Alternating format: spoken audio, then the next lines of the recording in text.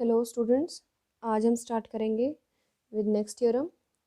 A necessary and sufficient condition that a solution matrix that is capital phi of differential equation x dash is equals to a of t x where t belongs to interval capital I be a fundamental matrix is that determinant of capital phi t should not be equals to 0 for t belongs to I। अब देखिए हम इसकी starting कर रहे हैं तो ये capital phi बोलेंगे हम इसको, जो हम सिंपल फाई लिखते हैं वो ऐसे रहेगा और जिसमें ऊपर नीचे दो लाइन है इसको बोलेंगे कैपिटल फाई। प्रूफ में क्या हमने let us assume that solution matrix capital phi is a fundamental matrix. पहले हमने लेट कर लिया है क्योंकि नेसेसरी एंड सफिशिएंट दिखाना है, तो एक बार इसको लेके चलेंगे, एक बार इसको प्रूव कर देंगे। तो यहाँ पे हमने इसी से स्टार्टिंग कर दी और हमें शो क्या करना है, दूसरा part, that is determinant of capital phi t is not equals to 0। अब हमने लास्ट थ्योरम से देखिए क्या पढ़ा था, d by d t of determinant of capital phi t is equals to trace of A determinant of capital phi t. यही थी लिविलियस theorem. Next देखिए इसकी सेकंड यही थी, दो इसमें आई थी स्टेटमेंट। इस थ्योरम में दो स्टेटमेंट थी, दोनों हमने यहाँ पे लिख दी है। अब हम देखिए कह रहे हैं कि सेकंड से वी गेट दैट, इस सेकंड से हम क्या बोल रहे हैं कि अगर ये वाली टर्म जीरो नहीं है तो हमारे पास क्या आ जाएगा, ये टर्म भी जीरो नहीं रहेगी, क्योंकि ई रेज टू पावर, ये वाली टर्म तो एक्सपोनेंशियल का मतलब क्या है, ई रेज टू पावर में ई की पावर जीरो तो कभी होता ही, मतलब ई की पावर कुछ भी ले जीरो तो कभी नहीं बनता ना, क्योंकि इसकी डोमेन में नहीं आता है जीरो। तो ई की पावर समथिंग कभी भी जीरो नहीं होता है। तो इसका मतलब ये टर्म सिर्फ कब जीरो बनेगी, इसके ऊपर डिपेंडेंट है। अगर ये जीरो तो ये भी जीरो बन सकती है। तो हमने यहाँ पे क्या कह दिया है कि अगर ये जीरो नहीं है तो ये भी कभी जीरो नहीं होगी। तो मैंने अभी वर्ड यूज किया है अगर, if this is not equals to zero then this is also not equals to zero. तो अब हम प्रूव करेंगे कि ये जीरो नहीं है। Now to show determinant of capital phi t naught is not equals to 0, let capital phi t be a fundamental matrix with column vectors phi 1 phi 2 phi n। जो ये हमारे पास मैट्रिक्स इसके क्या रहेंगे, हमारे कॉलम वेक्टर यही रहेंगे। देखिए ऐसे बन जाएगी capital phi t matrix phi 1 1 phi 1 2 phi 1 n, ऐसे ही phi n 1 phi n 2 phi n n, ये बन जाएगी हमारी कैपिटल फाई मैट्रिक्स। तो हमने क्या कह दिया है कि इसका जो हर एक कॉलम है ये वाला, this is column number first, इसको डिनोट कर रहे हैं phi 1 से, इसको डिनोट कर रहे हैं phi 2 से, phi n से, कि इसके जितने कॉलम हैं n कॉलम, ये कैसे हैं, आपस में लीनियरली इंडिपेंडेंट है। जब एक मैट्रिक्स एल आई होती है, मतलब लीनियरली इंडिपेंडेंट होती है, इसका मतलब कैसी है, नॉन सिंगुलर है। एक मैट्रिक्स जब एल आई होती है, लीनियरली इंडिपेंडेंट होती है, इसका मतलब कैसी है, नॉन सिंगुलर है। इसका डिटर्मिनेंट कैसा होता है, नॉट इक्वल्स टू जीरो। तो हमने ये कह दिया कि जो हमारी कैपिटल फाई टी मैट्रिक्स होगी ये फंडामेंटल मैट्रिक्स है। फंडामेंटल का मैंने मतलब बताया था बेसिस, बेसिस का मतलब ही क्या होता है, दो आते हैं इसमें स्टेटमेंट बेसिस में। पहला कि वो एल आई लीनियरली इंडिपेंडेंट है, और सेकंड क्या होता है कि वो स्पैन करता है उस सेट को। तो देखिए ये इसके क्या बन गए, कॉलम्स, और हम कह रहे हैं कि ये जो कॉलम्स है ये फॉर्म कर रहे हैं set of n linearly independent solution इस हमारी इक्वेशन के लिए। अब हमने लिया है let phi is equals to phi t be any non trivial solution, की एक सॉल्यूशन और लेके आए हैं। ये तो सॉल्यूशंस थे ही इसके, क्योंकि ये मैट्रिक्स कैसी है, nth ऑर्डर की है, तो इसके फाई 1 फाई 2 फाई n क्या है, सॉल्यूशंस है। या हम एक और सॉल्यूशन लेके आ गए, नॉन ट्रिवियल सॉल्यूशन है ये सेम इक्वेशन का। Then there exist a unique constant c1 c2 cn not all zero. ये लाइन देखिए कहाँ से आई है हमारे पास, क्योंकि ये सारे कैसे हैं, लीनियरली इंडिपेंडेंट है। और हमें देखिए इसमें n ही हमारे पास इक्वेशंस हैं कहने के लिए, nth ऑर्डर है ना, n इक्वेशन है, n सॉल्यूशन तो आ चुके हैं ऊपर ये रहे। तो अगर कोई एक्स्ट्रा सॉल्यूशन आ रहा है इसका मतलब वो लीनियरली इंडिपेंडेंट तो हो ही नहीं सकता n के साथ, वरना n+1 हो जाएगा ना ऑर्डर, और हमें कहाँ तक चाहिए, nth ऑर्डर। तो इसका क्या रहेगा कि जो भी नया आया है ये फाई है, सिंपल फाई, कैपिटल नहीं है, सिंपल फाई है, कि जो ये नया फाई आया है ये अपने प्रीसीडिंग वन का ही क्या है, लीनियर कॉम्बिनेशन है। तो कहने का मतलब क्या रहेगा कि सिर्फ यही सेट है, इतना ही सेट है हमारे पास जो राइट हैंड साइड में है लीनियरली इंडिपेंडेंट। अब इसके बाद अगर कोई इसमें ऐड हो जाता है, जैसे फाई 1 फाई 2 फाई n, ये कैसे हैं, एल आई है। अब अगर कोई और हम ऐड करेंगे तो ये पूरा सेटअप क्या बन जाएगा, एल डी बन जाएगा। तो देखिए इक्वेशन नंबर हमारे पास जो 5 है ये सारे क्या है, कॉलम्स है कैपिटल 5 के ही, जो मैंने आपको ऊपर एक्सप्लेन किए थे। तो ये बन क्या जाएगा कि हमारे पास जो C है वो किससे मल्टीप्लाई हो रहा है, column vector of capital 5T से। तो C इज कॉलम मैट्रिक्स और vector space with component C1 C2 Cn, column की फॉर्म में रहेगी matrix C। If this is C तो ये ऐसे है C1 C2 Cn। अब देखिए इसने क्या कहा है, the relation sixth is a solution of n linear non homogeneous equations. ये हमारे पास क्या आ गई है, नॉन होमोजीनियस इक्वेशंस ही है। क्यों है हमारे पास नॉन होमोजीनियस इक्वेशन, क्योंकि इसकी right hand side equals to zero नहीं है, तो हमने इसको लिख दिया इसकी फॉर्म में। फाइव का देखिए क्या है, इसमें 5 1 first element, 5 2 second element, 5 n इसका nth एलिमेंट है। ये डेरिवेटिव नहीं है, ये इसके एलिमेंट्स हैं। कैपिटल 5 मैट्रिक्स लिख दिया as it is, C matrix लिख दी। हमने क्या किया है, इस इक्वेशन नंबर 6 को मैट्रिक्स फॉर्म में रिप्रेजेंट किया है। Then we have n linear equations. हमारे पास यहाँ पे क्या आ गई है, n लीनियर इक्वेशन बनेगी। इक्वल्स टू का हम करते थे ना, ऐसे आ जाता था अगर x y is equals to 2 1 3 1 और साथ में यहाँ पे कुछ भी ले लीजिए आप 1 2, तो हम मल्टीप्लाई करके लिखते थे ना कि x is equals to first आ जाएगा, जैसे इनकी मल्टीप्लिकेशन करके खोल दें आप तो एक नई मैट्रिक्स आएगी। तो x फर्स्ट रो के इक्वल, y सेकेंड रो के इक्वल। सेम यहाँ पे है 5 1 क्या होगा, फर्स्ट रो के इक्वल, जब मल्टीप्लाई कर लेंगे आप। ऐसे ही 5 2 सेकेंड रो के इक्वल, 5 n लास्ट रो के इक्वल। तो हमने उसको सॉल्व करके यहाँ पे लिख दिया है। ये फर्स्ट आ गया एलिमेंट, सेकेंड nth। अब हम क्या कर रहे हैं, टी को टी नॉट पुट कर रहे हैं पूरी इक्वेशन में, क्योंकि ये भी टी का एलिमेंट है, ये भी टी के लिए सिमिलरली सबकी ब्रैकेट में टी लिखे नहीं है लेकिन वेल अंडरस्टूड है। तो यहाँ पे टी नॉट पुट कर दिया सब में, तो एक नई मैट्रिक्स फॉर्म बनाएंगे। अब देखिए सिंपली किया क्या है, पहले हमारे पास इक्वेशन थी, इक्वेशन से मैट्रिक्स बनाई। मैट्रिक्स में क्या किया है, पुट टी को टी नॉट पुट कर दिया है, ये आ गया हमारे पास टी नॉट। अब वापस इससे क्या बना रहे हैं, मैट्रिक्स बना रहे हैं, ये बन गई मैट्रिक्स। अब मैंने आपको पहले ही बताया था जो हमारी कैपिटल 5 मैट्रिक्स है, यही वाली है कैपिटल 5। ये कैसी है, नॉन सिंगुलर है। नॉन सिंगुलर क्यों है, क्योंकि ये कैसी थी, Li थी।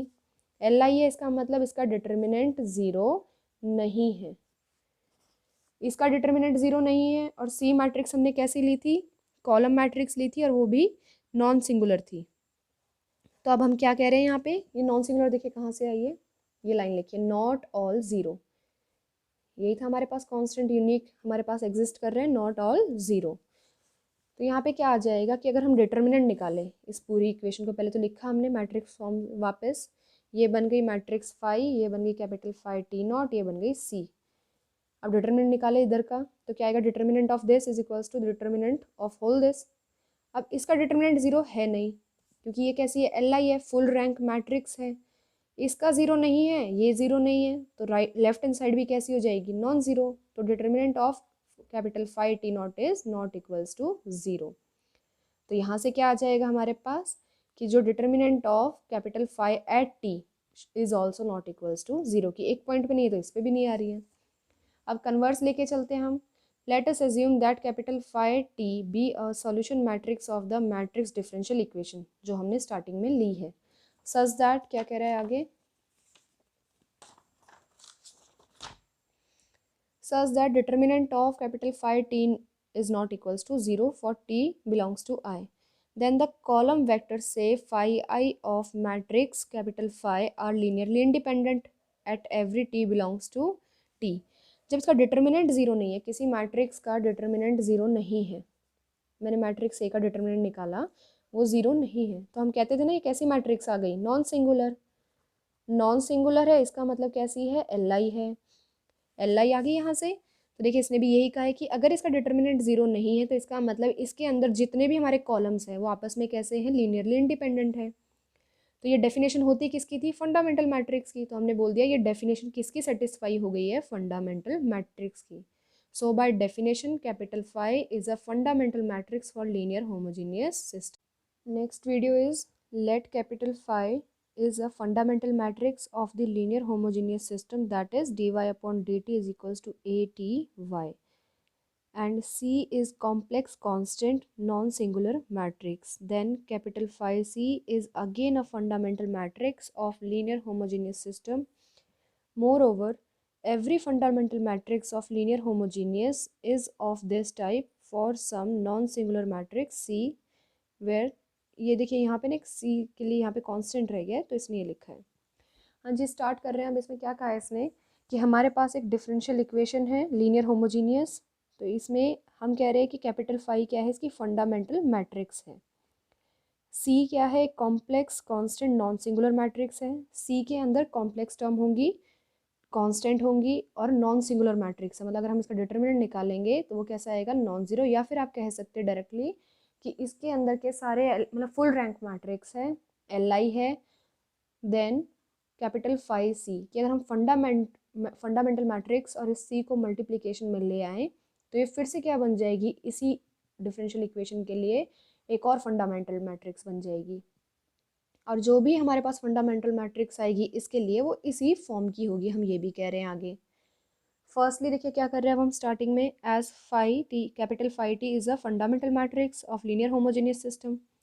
अब ये फंडामेंटल मैट्रिक्स है तो ये क्या करेगी, इसको सेटिस्फाई करेगी। तो कैपिटल फाई टी को इक्वेशन इसमें पुट कर दिया है तो वाई की जगह पे क्या आ जाएगा, कैपिटल फाई। यहाँ पे देखिए इसका डेरिवेटिव है capital phi t, first derivative is equal to A t capital phi t, equation number 1।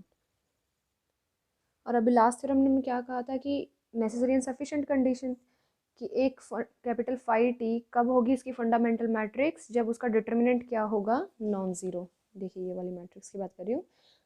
तो यहाँ पे हमने क्या कह दिया है कि ये इसकी क्या है, capital phi t is fundamental matrix. तो अब नेसेसरी एंड सफिशिएंट कंडीशन से मैं क्या कह रही हूँ कि इसका डिटर्मिनेंट कैसा आ जाएगा, नॉन ज़ीरो। और यहाँ पे मेंशन कर दिया है बाय अबव थ्योरम। तो देखिए ये वाला स्टेप यहाँ पे इक्वेशन नंबर 1 में अब मैंने क्या किया है, मल्टीप्लाई कर दिया है सी मैट्रिक्स को दोनों साइड, पोस्ट मल्टीप्लाई किया है। तो अब इसमें क्या कर रहे हैं कि अगर मैं इसको लिखना चाहूँ तो ये तो कांस्टेंट है तो पूरे का डेरिवेटिव लिख दूँ तब भी तो सेम ही आएगा हमारे पास। अगर मैं ऐसे कर दूँ इसको, कैपिटल फाई टी सी का डेरिवेटिव कंप्लीट, तो आना ही क्या था वैसे तो कि देखिए ये तो कांस्टेंट टर्म है, इसका डेरिवेटिव तो एज इट इज़ ही रह जाएगा, मतलब इसमें कुछ नहीं करना हमें। ये टी का फंक्शन है तो इसका डेरिवेटिव आ जाएगा यहाँ पे कैपिटल फाई ऑफ टी का फर्स्ट डेरिवेटिव। तो इसने नेक्स्ट स्टेप में क्या किया है, इसको कंप्लीट का डेरिवेटिव लिख दिया है। ये देखिए यहाँ पे इसने मेंशन कर दिया है इज इक्वल्स टू, दूसरे वाले साइड में क्या किया है, ए टी को एक ब्रैकेट में लिख दिया है और इन दोनों को दूसरे ब्रैकेट में। तो आप इक्वेशन नंबर 3 को देखें, देखिए अगर दोनों विजिबल हो सकती है तो, हाँ जी। इक्वेशन नंबर 3 देखिए, और जो गिवन हमें इक्वेशन ये वाली लीनियर होमोजीनियस, इसको अगर ध्यान से देखें तो ये इसी को तो सेटिस्फाई कर रहा है। अगर मैं y के प्लेस पे यहाँ पे कैपिटल फाई टी ऑफ सी रख दूँ यहाँ पे, ये वाली पूरी, तो ये पूरा एज इट इज़ हो गई हमारी सेटिस्फाई। तो इसका क्या रहा है यहाँ पे कि ये क्या बन गया है, सॉल्यूशन बन गया है किसका, इसका। तो इसने यहाँ पे आगे लिख दिया है वेयर सी बीइंग मैट्रिक्स कैसी है, वो कांस्टेंट है, therefore capital phi c is a solution of matrix differential equation. ये देखो यहाँ पे लिख दिया ना इसने, ये वाली इसके लिए बन गई। वहाँ पे बस y था, यहाँ पे y की जगह क्या कर दिया है, x। तो ये आ गया x dash is equals to a of t into x। अब हम कह रहे हैं determinant of capital phi c, इसका अगर हम डिटर्मिनेंट निकालेंगे तो क्या आएगा, determinant of phi into determinant of सी।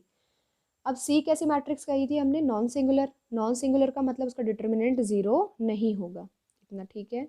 और हमने यहाँ पे पहले वाली थ्योरम से जो अबव थ्योरम थी कहा था कि डिटर्मिनेंट ऑफ कैपिटल फाई भी कैसा है, नॉन ज़ीरो। जब ये दोनों ही नॉन ज़ीरो है तो इनकी मल्टीप्लिकेशन भी नॉन ज़ीरो होगी। फिर आगे लिख दिया है ये नॉन ज़ीरो आ गया तो देखिए लेफ्ट हैंड साइड क्या बन गई, determinant of phi c is non zero.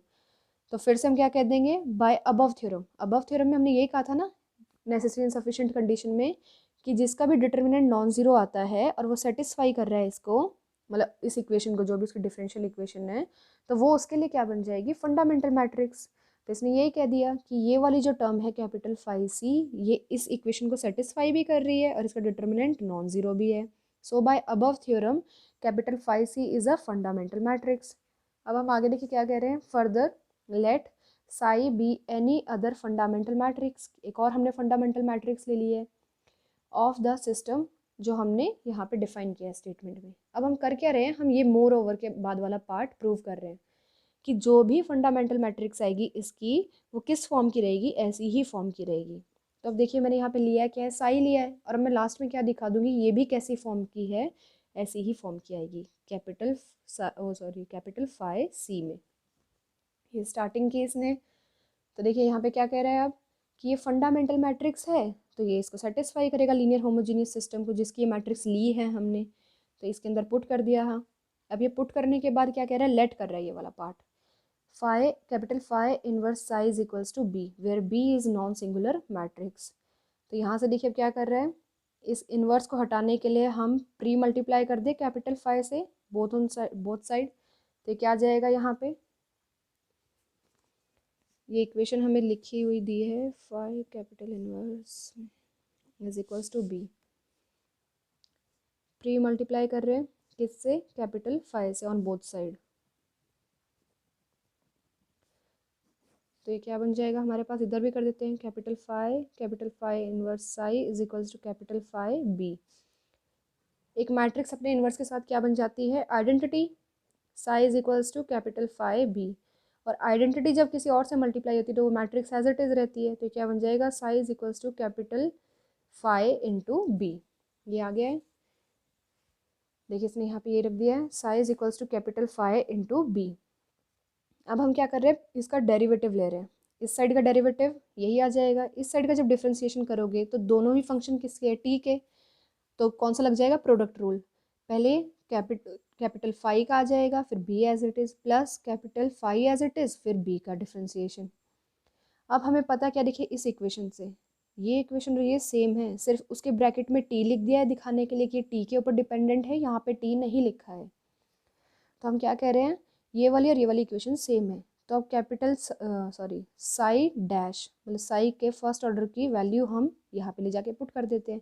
अब जहाँ पे भी ये दिख रहा है इस इक्वेशन में ये आ जाएगा, वैल्यू पुट कर रहे हैं, ये बन गया। तो देखिए अब यहाँ पे भी था, इसकी वैल्यू पुट कर दी, वैल्यू पुट कर दी। दोनों में से क्या कॉमन दिख रहा है आपको, पहले तो रुक जाए एक सेकेंड, मल्टीप्लीकेशन देखते हैं। यहाँ पे आ जाएगा a psi is equals to a phi capital phi b plus capital phi b dash. अब इन दोनों की मल्टीप्लिकेशन क्या बन जाएगी, कैपिटल फाई बी क्या था हमारे पास ऊपर, देखिए साई था, तो यहाँ पे इक्वेशन नंबर स्टार दे दीजिए आप इसको। जब इन दोनों की मल्टीप्लिकेशन आएगी ऐसे, तो ये बन गया है यहाँ पे साई फ्रॉम स्टार। अब ये आ गया, देखिए दोनों साइड ये सेम है ना, इसको इधर ले जाए, कैंसिल आउट हो गया है, तो यहाँ से मिल क्या गया हमें, capital psi b dash is equals to 0। जो हमारी ये कैपिटल साई मैट्रिक्स थी, ये कैसी थी, फंडामेंटल मैट्रिक्स। फंडामेंटल का मतलब क्या हो गया है, लीनियरली इंडिपेंडेंट। जब कैपिटल साई डैश इंटू ये आया था ना अभी, और हम कह रहे हैं कैपिटल साई कैसी है, फंडामेंटल मैट्रिक्स है। फंडामेंटल है इसका मतलब लीनियरली इंडिपेंडेंट है, लीनियरली इंडिपेंडेंट हो गई तो ये ज़ीरो तो हो ही नहीं सकती है, क्योंकि फुल रैंक मैट्रिक्स है ये तो कौन ज़ीरो होगा, इसका मतलब बी डैश ज़ीरो होगा। तो बी डैश ज़ीरो मतलब किसी का डेरिवेटिव ज़ीरो है, तो वो मैट्रिक्स कैसी है, कांस्टेंट है, तो उसको क्या ले लिया, सी ले लिया है। तो अब देखिए हमने यही रखा था ना अभी पहले, कि फाई क्या आ रहा था, साई क्या आ रहा था, capital phi dash into b. तो अब यहाँ पे क्या आ जाएगा, बी की वैल्यू रख दी। तो हमने दिखा दिया कि ये एक हमने फंडामेंटल मैट्रिक्स ली थी डिफरेंशियल इक्वेशन के लिए, लेकिन ये भी कैसी फॉर्म की आ गई, इस फॉर्म की आ गई है। तो इसका मतलब अगर हम इस इक्वेशन के लिए कोई भी फंडामेंटल मैट्रिक्स लेंगे तो कैसी फॉर्म की आएगी, ऐसी ही फॉर्म की आएगी। ये हमने इसमें प्रूव किया है।